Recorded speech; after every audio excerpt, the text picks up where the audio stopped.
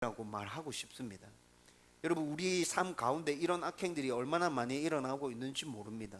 오늘 악에서 구하시옵소서라는 이 간구 안에 이런 악행들로부터 하나님 나를 건져내 주십시오.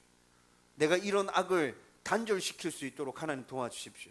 다른 사람들이 다 괜찮다고 말할지라도 하나님이 이런 것들이 하면 안 된다고 말하고 있기 때문에 하나님, 제가 여기서 멈추게 해주십시오. 이런 간구가 포함되어져 있다는 거죠. 여러분, 이런 악행들 가운데서 여러분들이 멈추는 은혜가 있게 되기를 바랍니다. 여러분, 그리고 또 여러분, 이런 악행들 가운데 어떤 것과 결합이 되어져서 더 많은 일들이 내 안에서 일어나고 있구나라는 것들을 또 생각할 수 있게 되더라고요. 여러분, 이것이 무슨 말이냐 하면, 여러분, 내 내면에서 이런 악들과 어떤 것이 결합해서 그것이 아주 큰 문제로 발전될 때가 있습니다. 좀 더 쉽게 이해할 수 있도록 제가 예를 들어 보겠습니다. 어떤 것이랑 이 악이 합쳐진다 그랬죠?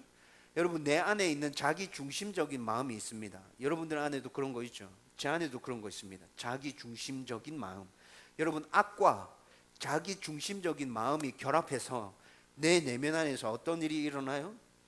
이기주의가 발생합니다. 교만, 굉장히 교만하게 사람이 바뀌게 되죠. 여러분, 이런 것들, 목사님, 그런 것들이 악이에요? 모든 사람들이 그런 거 마음속에 다 갖고 있지 않나요?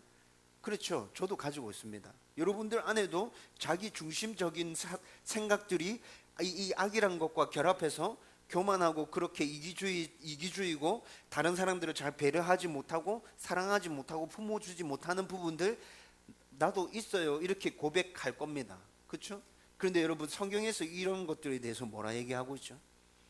그렇게 하는 것은 괜찮다, 아무 문제 없다, 모든 사람들 다 그렇게 살아간다. 성경에서 이렇게 말하나요? 아니요. 성경에서는 내 안에 있는 이 교만이, 이 이기심이 악이다, 죄다 라고 말해주고 있죠.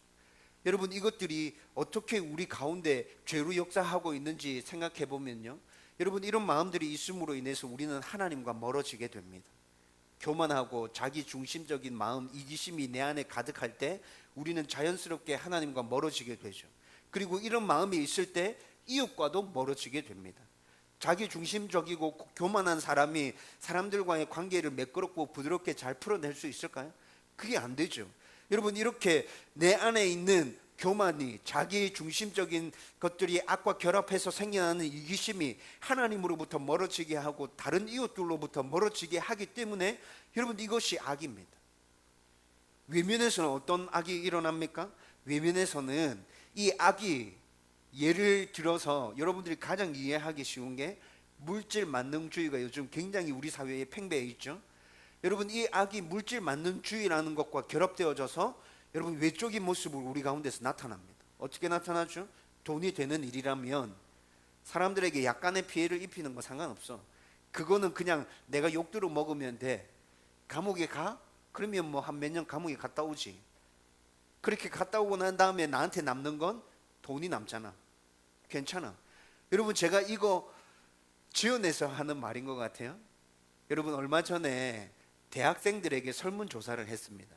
대학생들에게 설문조사를 했는데, 만약에 당신에게 많은 돈이 생긴다면 그것이 잘못된 일이라도 대가를 지불해야 된다 하더라도, 감옥에서 몇 년 동안 그렇게 썩어야 된다 할지라도 당신은 그 일을 할 거냐? 대학생들에게 설문을 했습니다. 답이 놀랍게 나왔죠. 잘못된 일이고 다른 사람들에게 피해를 준다 할지라도, 내가 그 일 때문에 감옥에서 몇 년 동안의 대가를 지불해야 된다 할지라도 돈이 된다면, 나에게 돈이 남는다면 그렇게 할 것 같습니다. 그게 나에게 남는 장사인 것 같습니다. 여러분, 이게 대학생들의 대답입니다. 대학생들만 이렇게 대답하나요? 여러분들이 이런 생각하고 있지 않습니까?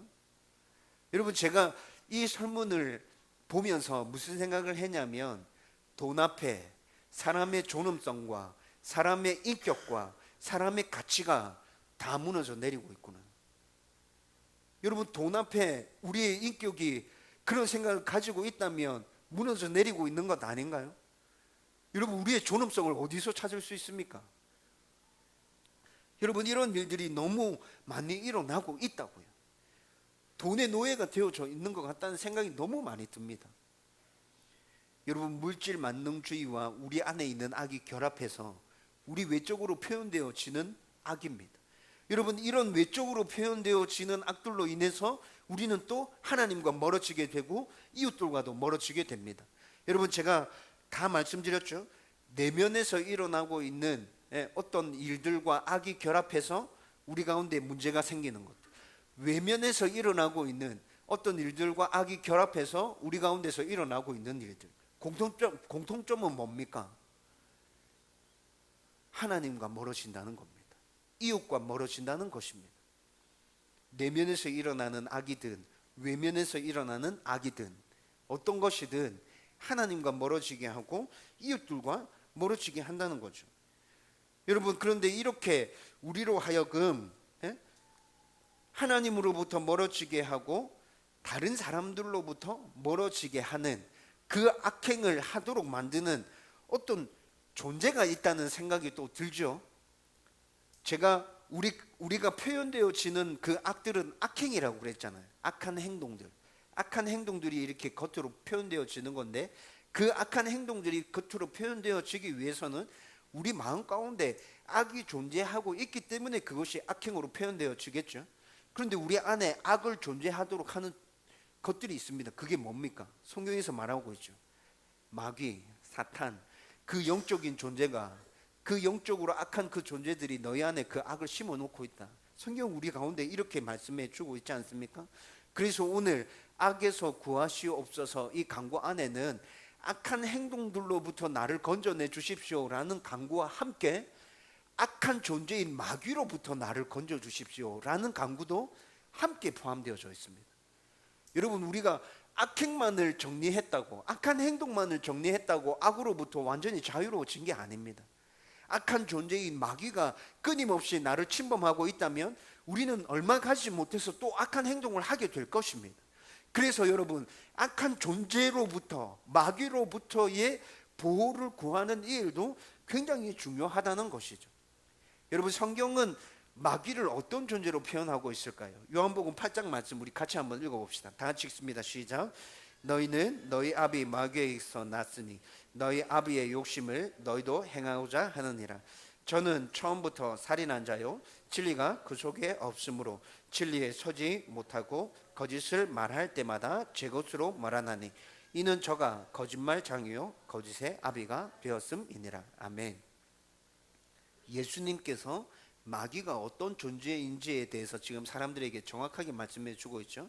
마귀가 어떤 존재입니까? 이 말씀에서 보면 마귀는 처음부터 살인한 자다라고 말씀하고 있어요. 진리가 없다 이렇게 말하고 있고 거짓의 아비다 이렇게 말하죠. 여러분, 이거 통틀어서 한마디로 딱 정의해 보세요. 이게 뭐예요? 마귀는 악 그 자체다. 마귀는 악 그 자체다. 처음부터 살인한 자래요. 처음부터. 네. 진리가 없대요. 거짓말의 아버지래요. 여러분, 이거 한마디로 딱 정리하면 마귀는 그 자체가 악이다 라고 정리할 수 있게 될 것입니다. 여러분, 악한 존재인 마귀가 이렇게 악 그 자체의 마귀가 우리의 내면과 우리의 외면에 끊임없이 찾아와서 우리를 유혹합니다. 우리를 넘어뜨립니다. 그렇게 넘어뜨리고 우리를 어디로 끌고 갑니까? 악으로 끌고 갑니다.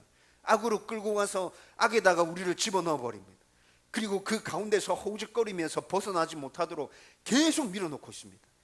우리가 정신을 차리고 그 악 가운데서 헤어나보려고 발버둥 치면 우리를 다시 밀어넣습니다.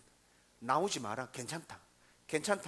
네만 여기 있는 게 아니라 옆에 봐봐라. 많은 사람들이 있잖아. 걱정하지 마라. 괜찮다. 계속 밀어넣고 있는 거죠. 여러분, 그래서 베드로전서 5장 8절은 이렇게 얘기합니다. 같이 읽겠습니다. 다 같이 읽습니다. 시작. 근신하라 깨어라 너희 대적 마귀가 우는 사자같이 두루 다니며 삼킬 자를 찾나니. 아멘. 여러분, 마귀가 이런 짓을 하고 있다니까요. 그래서 성경은 깨어있으라고 얘기합니다. 마귀한테 넘어가지 마라. 혹시 넘어가서 악 가운데 빠져 있더라도 빨리 정신을 차리고 거기서 나와야 된다. 성경은 지금 이렇게 얘기해 주고 있잖아요. 여러분, 이렇게 마귀와 악 그 자체인 마귀와 치열하게 빠져나오려고 하는 우리, 집을 넣으려고 하는 마귀, 그리고 마귀가 찾아와서 유혹하는 그 유혹에 넘어가지 않기 위해서 버티는 우리들, 마귀가 그렇게 찾아올 때 하나님의 말씀으로 카운트 펀치를 날리고 이렇게 싸움이 치열하게 붙고 있어요. 성경에서는 이 싸움을 뭐라 얘기합니까? 영적 전쟁이라 얘기합니다. 영적 전쟁이다. 그냥 아이들이 싸우는 그런 싸움이 아니에요. 전쟁이라는 표현을 쓰고 있다고요. 영적으로 치열하게 벌어지고 있는 전쟁이다. 정신 차려야 된다. 너희들 정신 안 차리고 있으면 이 전쟁에서 진다. 하나님께서 우리에게 그렇게 말씀하시면서 정신 차리라고 말씀해 주시는 거죠. 예수님이 오늘 주기도문 기도를 제자들에게 가르칩니다. 그 기도에서 악에서 구하시옵소서라는 간구를 하라고 그렇게 가르칩니다. 여러분, 이 간구 안에 이 의미들이 다 포함되어져 있는 것 아닙니까? 너희들 지금 치열한 영적 전투의 현장 가운데 있고 마귀는 끊임없이 너희들을 유혹하러 올 것이고 너희들을 넘어뜨려서 악으로 끌고 갈 거다. 근데 너희들 정신 못 차리고 있으면 다 질 거야. 다 넘어질 거야. 다 악에게로 끌려갈 거야. 그렇게 되면 안 된다. 매일 정신 차리고 기도해라. 악에서 건져달라고 기도해라. 악한 행동을 멈추게 해달라고 기도해라. 악 그 자체인 마귀의 유혹에서 나를 건져내 달라고 그렇게 기도해. 여러분, 예수님이 지금 제자들에게 간곡하게 이 기도를 가르치고 계신 거죠. 여러분, 말씀과 기도 가운데 늘 깨어 있으므로 저와 여러분들도 여러분 이 치열한 영적 전투의 현장 가운데서 날마다 승리하는 하나님의 백성들 되기를 주님의 이름으로 축원드립니다.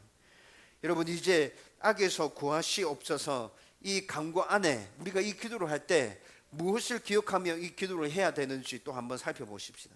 먼저 이 간구를 할 때 예수님께서 마귀와의 영적 전쟁에서 승리하셨다는 것을 기억하며 우리는 이 간구를 하나님 앞에 올려드려야 됩니다. 마귀와의 이 영적 전쟁은 우리가 먼저 치르고 있는 것이 아니라 하나님께서, 예수님께서 이 전쟁을 먼저 치르셨습니다. 그리고 이 전쟁에서 이기셨어요. 그리고 난 다음에 우리가 이 전쟁에 계속적으로 이겨가라고 하나님께서 그렇게 말씀해 주고 있죠. 여러분, 아담과 하와가 창세기를 쭉 읽어보면 첫 범죄했을 때 이 영적 전쟁이 시작되어졌거든요.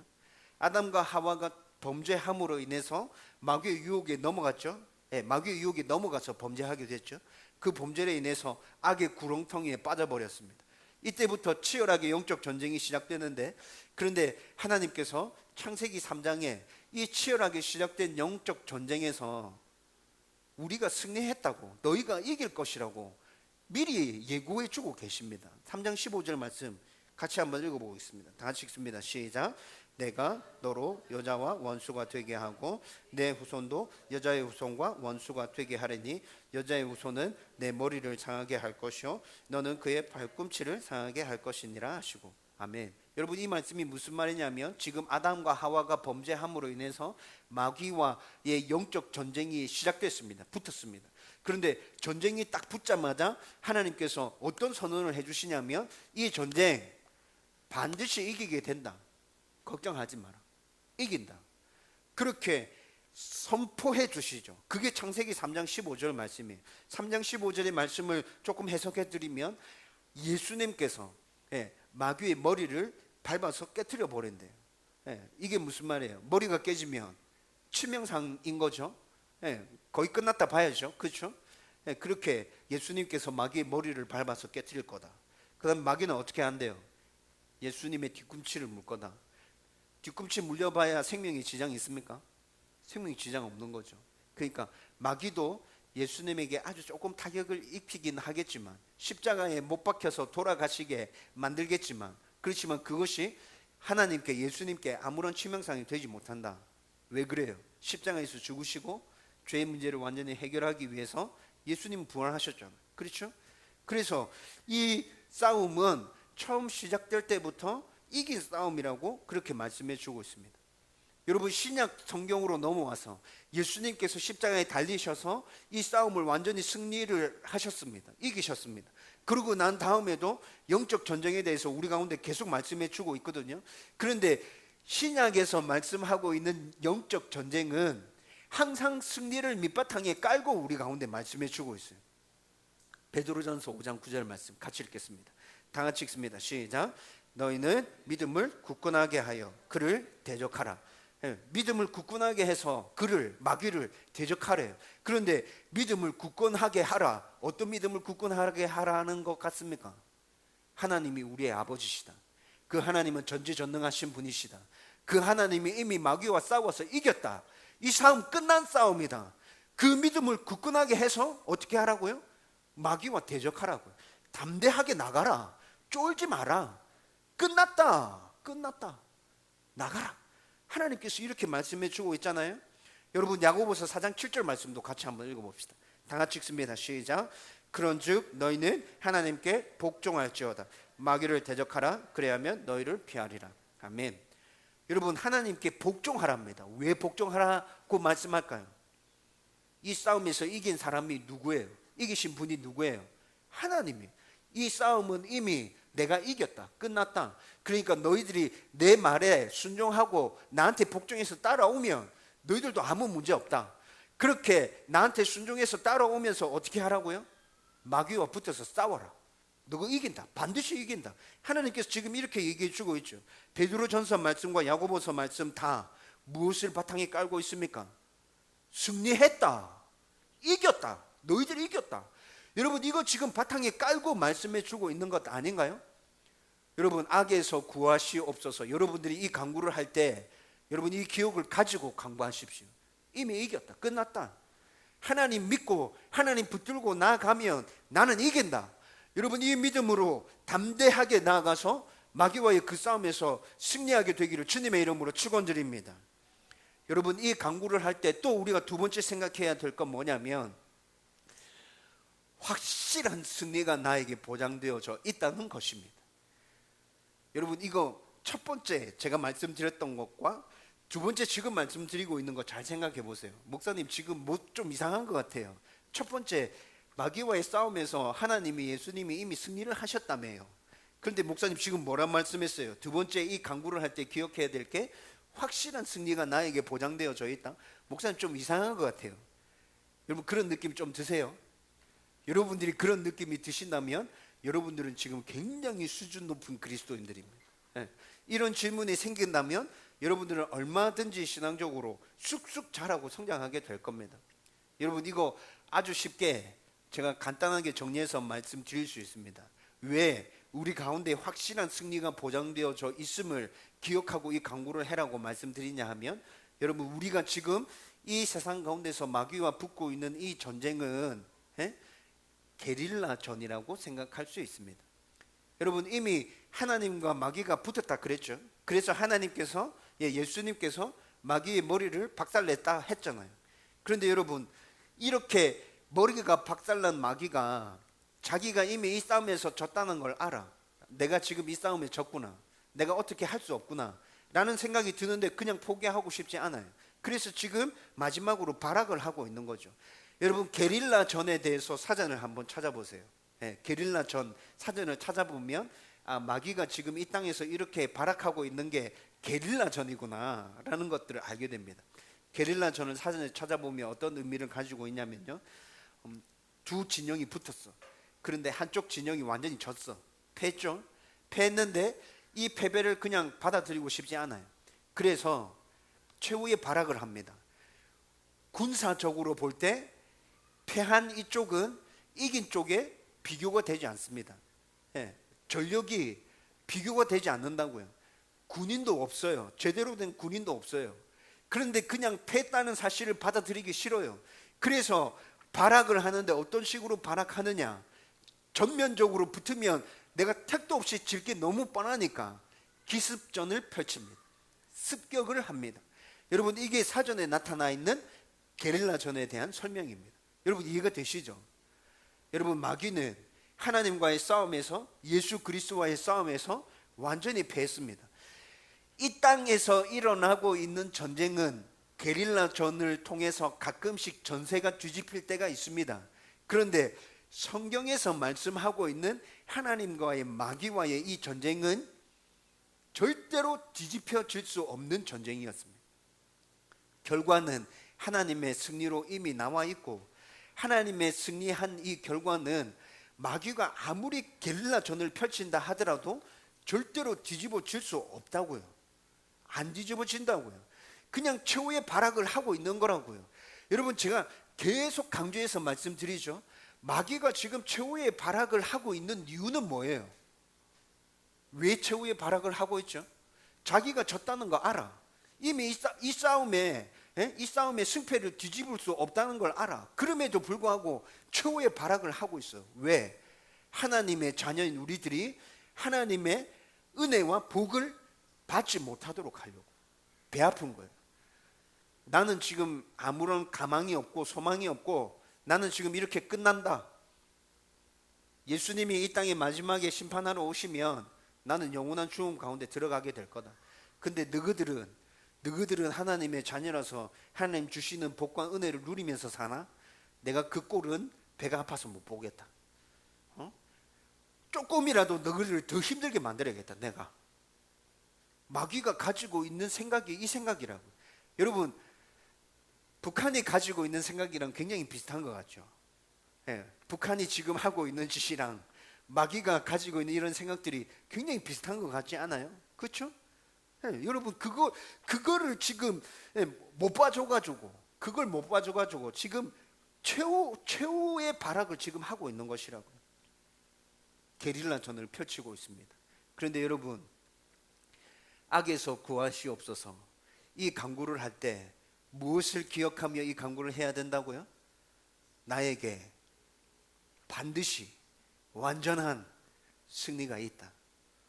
마귀가 지금 게릴라전으로 나에게 계속해서 다가오면서 나를 넘어뜨리려고 하고 나를 악으로 끌고 가려고 하는데, 그래서 하나님께서는 맞서 싸우라고, 승리가 이미 보장되었다고 우리 가운데 계속 그렇게 말씀하고 있는데, 내가 그걸 믿고 내가 이 영적 전쟁 가운데 치열하게 임하면 승리는 내 거다. 여러분, 이 간구 안에 이 의미가 포함되어 있다. 여러분, 이 기도를 할 때 여러분 이거 생각하면서 기도하십시오. 여러분, 힘이 나겠죠? 여러분, 굉장히 힘이 날 거예요. 여러분, 이 싸움 가운데 여러분 피하고 싶은, 회피하고 싶은 생각이 드나요? 우리가 이런 생각들을 가지고, 이런 믿음을 가지고, 이런 확신을 가지고 마귀 앞에 당당하게 걸어갈 때 이 싸움을 회피하거나 피하고 싶은 생각이 듭니까? 승리가 이미 보장되어져 있다는데 내가 왜 꽁무니를 빼고 도망갈 건데? 와봐라. 네가 우짤낀데 한번 붙어보자. 여러분, 이런 마음이 생기지 않아요? 여러분, 이런 담대한 마음을 가지고 나가라고 성경은 그렇게 우리에게 얘기해 주고 있죠. 여러분, 그런데 여기서 또 우리는 연약하고 약하기 때문에 이런 문제도 또 생깁니다. 어떤 문제가 생기냐? 목사님, 저는 다 믿어져요. 하나님께서 이기셨다는 것도 믿어지고요, 완전히 이기게 될 것이라는 것도 믿어져요. 그런데 목사님, 제가 너무 약해가지고요, 약해 빠져가지고요, 맨날 똑같은 잘못을 계속 저지르고 있거든요. 목사님, 지난번에 회개기도, 용서기도 해야 된다 말씀하셨는데 그 기도 할 때 진짜 창피하고 미안해가지고 똑같은 기도 못할 때 진짜 많아요. 내가 잘못한 거 알겠어요. 그렇게 하면 안 됐다는 것도 알겠어요. 그거 가지고 하나님께 나아가서 기도해야 된다는 것도 알겠는데 그렇게 하려고 하니까 하나님께 너무 미안하고 창피해요. 악에서 건져달라고 하는 이 기도도 똑같아요. 맨날 그 똑같은 악에 빠져가지고 허우적허우적 거리고 있다는 거 내가 알겠는데 거기서 건져달라고 기도하는 게 너무 창피하고, 하나님 나한테 뭐라 꼭 한마디 하실 것 같아요. 여러분, 이런 생각 들죠? 저도 그런 생각 듭니다. 여러분, 저도 자주 범하는 죄 가운데 계속 넘어지거든요. 여러분, 그렇지 않나요? 여러분, 이거 다른 사람들을 향해서 손가락질 할 문제가 아닙니다. 여러분, 조금 종류가 다르긴 하지만 내 안에 그런 문제 반드시 있습니다. 근데 우리는 다른 사람들이 나는 그렇게 하고 있지 않다고 해서 다른 사람들이 그렇게 하고 있는 문제를 가지고 손가락질 하고 있죠. 근데 종류가 다르지만 나도 그 비슷한 문제가 내 안에 있다고요. 그래서 우리는 악에서 구해 주십시오 라는 이 기도를 당당하게 하나님 앞에 구하면서 나가기가 참 힘들어요. 어려워. 이사야 49장 14절에서 16절 말씀 같이 읽읍시다. 다 같이 읽습니다. 시작. 오직 시온이 이르기를 여호와께서 나를 버리시며 주께서 나를 잊으셨다 하였거니와 여인이 어찌 그 젖먹는 자식을 잊겠으며 자기 태어서 낳은 아들을 긍휼히 여기지 않겠느냐. 그들은 혹시 잊을지라도 나는 너를 잊지 아니할 것이라. 내가 너를 내 손바닥에 새겼고 너의 성벽이 항상 내 앞에 있나니. 아멘. 여러분, 이사야서의 이 말씀이 어떤 말씀인 줄 아세요?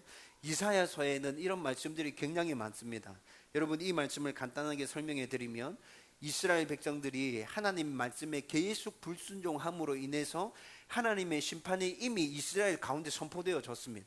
심판이 일어나고 있는 상황은 아닙니다. 그런데 하나님께서 이미 이놈들을 내가 조금 벌 줘야겠다 생각하시고 선지자들을 보내서 내가 너희들의 잘못한 것에 대해서 벌 줄 거다. 이미 그 벌이 선포되어졌다고요. 그런데 그 벌을 계속해서 그렇게 선포하시면서 하나님께서 회복에 대한 말씀도 주십니다. 여러분, 이거 자녀를 키우시고 계신 분이라면 이거 100% 이해됩니다. 내가 사랑하는 자녀들 잘못했을 때 그렇게 하면 안 된다, 안 된다, 안 된다 계속 말하죠.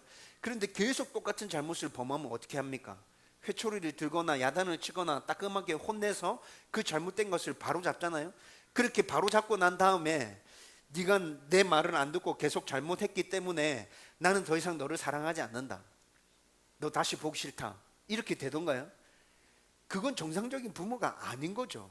여러분, 자식이 아무리 나를 속썩이고 나를 힘들게 한다 할지라도 그래서 내가 그 잘못된 것을 바로잡기 위해서 징계하고 벌을 줄 때가 있지만 그 과정이 끝나고 나면 다시 이쁘고 사랑스럽고 다시 내 모든 것들을 다 내어줄 수 있는 그런 자녀들 아닙니까? 여러분, 오늘 말씀이 그런 거라. 너희들이 잘못한 것에 대해서 내가 심판할 거다, 벌 줄 거다. 그런데 이렇게 해서 끝나지 않는다. 내가 반드시 너희들을 다시 회복시킬 거다.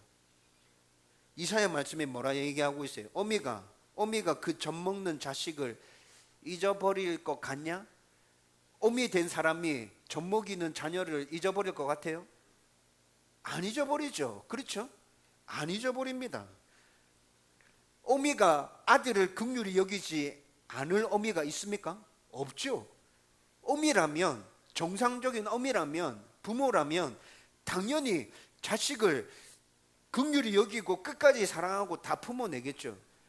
혹시 정상적인 부모가 아니라서 자녀를 버리는 부모들이 있습니다. 이 세상 가운데. 그래서 하나님께서 말씀하십니다. 그들은 혹시 잊을지라도, 그런 엄마 아빠는 없는데 혹시라도 그런 엄마 아빠가 있다 할지라도 하나님 뭐라 얘기하시죠? 나는 너희들을 절대 잊지 않는다. 나는 너희들을 절대 잊지 않는다. 하나님 선언하십니다. 그리고 뭐라 얘기하십니까? 내가 너를 내 손바닥에 새겼다. 여러분, 이게 무슨 말씀이죠? 네가 나를 믿냐? 나를 좋은 아버지로 생각하나? 그래, 좋다. 그러면 너는 내 자녀다. 너 내 자녀인데 네가 무슨 잘못을 하고 어떤 죄를 범하더라도 나는 이제부터 너를 절대 포기하지 않을 거다. 하나님의 약속인 거죠. 하나님의 의지인 거잖아요. 여러분, 하나님께서 이렇게까지 말씀해 주고 있습니다. 그리고 우리에게 말씀하십니다. 너 잘못한 거 있으면 언제든지 나한테 와서 잘못했다고 얘기해. 내가 다 용서해 줄게. 그렇게 말씀하십니다. 너 악에서 구해달라고 나한테 날마다 와서 기도해. 괜찮아. 내가 다 구해내 줄게. 하나님께서 이렇게 말씀하시죠. 여러분, 하나님께서 이렇게까지 말씀하시는데 우리가 하나님께 나아가지 못할 이유가 뭐가 있습니까? 뭐가 창피하나요? 왜 주저하고 계시죠? 여러분, 담대함을 가지고 하나님께 나아가십시오. 담대함을 가지고 하나님 앞에 악에서 구해달라고 구하십시오. 목사님, 저는 하나님도 믿고 있고요, 기도도 그렇게 하고 있는데요, 계속 악에서 허우적거리고 있는 것 같아요. 왜 그렇죠? 여러분, 그렇다면 여러분, 질문을 바꿔서 이런 질문을 한번 던져보십시오. 내가 정말로 하나님을 믿고 있는 것인가? 하나님이 창조주로 나의 좋으신 아버지로 내가 믿고 있나? 하나님이 마귀와의 이 영적 전쟁에서 완전히 승리하셨다는 것을 내가 믿고 확신하고 있는가? 내가 마귀와의 치르는 이 영적 전쟁에서 나에게도 승리가 보장되어져 있다는 사실을 내가 받아들이고 있나? 그리고 마귀의 유혹과 시험에서 악에서 날마다 구해달라고 믿음과 확신을 가지고 내가 그렇게 하나님께 구하고 있는가? 여러분, 이런 질문 앞에 여러분들이 정직하게 답해 보십시오. 여러분, 이런 질문들 앞에서 잘못되어져 있는 것들 찾아서 여러분들이 바로 잡아 나간다면 여러분들은 날마다 악 가운데서 이겨내는 하나님의 백성들 될 것입니다. 하나님의 은혜와 복을 당당하게 누리면서 살아가는 하나님의 자녀들이 될 것이라고요. 저와 여러분들 가운데 이 은혜가 넘쳐나게 되기를 주님의 이름으로 축원드립니다. 이제 말씀을 정리하려고 합니다. 여러분, 우리가 날마다 영적 전쟁 상황 가운데 있다는 사실을 잊어버리지 마십시오. 마귀가 지금 게릴라전으로 나에게 싸움을 걸어오고 있다. 내가 이 싸움 가운데 패한다 할지라도 하나님의 자녀인 신분은 바뀌지 않을 것이지만 내가 이 싸움 가운데 패하면 하나님의 자녀로서 내가 누려야 될 마땅한 은혜와 복을 누리지 못하게 된다. 여러분, 이거를 기억하십시오. 담대하게 나가십시오. 주님의 말씀을 붙들고 나가서 마귀가 나를 유혹하는 것 같고 나를 악 가운데 계속 밀어 넣으려고 할 때 그 말씀으로 대적하십시오. 나의 가운데서 떠나가라, 물러가라. 나는 하나님 자녀다. 이미 하나님이 이 싸움에서 이겼잖아. 나에게도 승리를 주셨다. 너가 지금 이렇게 한다고 이 싸움을 뒤집지 못한다. 가라. 그냥 이렇게 얘기하세요. 명령하세요. 여러분, 이것이 믿음으로 영적 싸움 가운데 임하는 성도의 모습인 것입니다. 그리고 여러분, 날마다 시험 가운데, 유혹 가운데 하나님 나를 건져주십시오. 영적 전쟁의 상황에서, 악에서 나를 건져주십시오. 그렇게 담대하게 믿음으로 구하며 나가십시오. 하나님의 은혜가 여러분들 가운데 임하게 될 것입니다. 하나님께서 여러분들 가운데 허락해 주시겠다고 약속하고 있는 그 복과 은혜들, 이런 기도들을 꾸준히 하면서 여러분들이 직접 누리게 되기를 주님의 이름으로 축원드립니다.